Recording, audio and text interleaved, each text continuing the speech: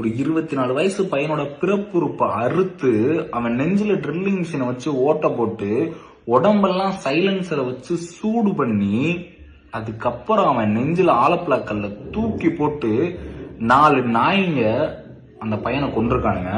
அந்த 4 நாய்ங்களும் யாருன்னு பார்த்தா திமுக அமைச்சர் சக்கரபாணி இருக்கான்ல, அவனோட பினாமி பன்னீர்செல்வம்னு ஒரு பன்னி, அவனோட அடியாட்கள் தான் அந்த 4 பேருமே.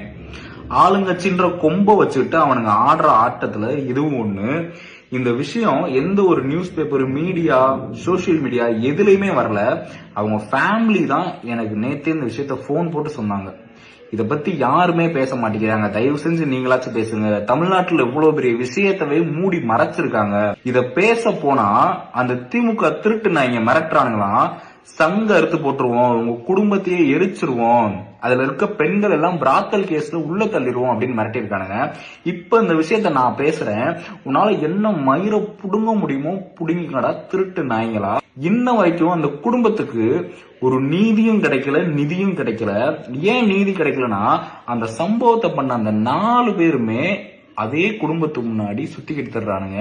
ஆனா சம்பந்தமே இல்லாத ஒருத்தனை அரெஸ்ட் பண்ணி உள்ள வச்சிருக்காங்க. நிதி கிடைக்கல. கள்ளச்சாராயம் முடிச்சு செத்தவனுக்கு கூட நிதி கொடுக்குறாங்க.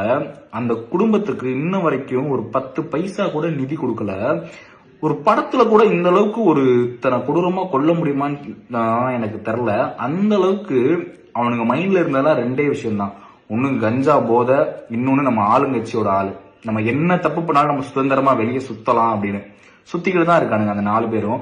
ஆனா அந்த குடும்பம் உடஞ்சு போயிருக்கு. அவங்க அம்மா கிட்டத்தட்ட ஒரு மணி நேரம் என்கிட்ட பேசினாங்க. நான் சின்ன தீக்காயம் கூட படாம என் பையனை வளர்த்தேன், அவனை இப்படி சூடு வச்சு நெஞ்சில ட்ரில்லிங் மிஷினை வச்சு ஓட்ட போட்டு கொண்டிருக்கானுங்க அப்படின்னு. இந்த பாவம்லாம் உங்களெல்லாம் சும்மாவே விடாதுடா எப்பயுமே.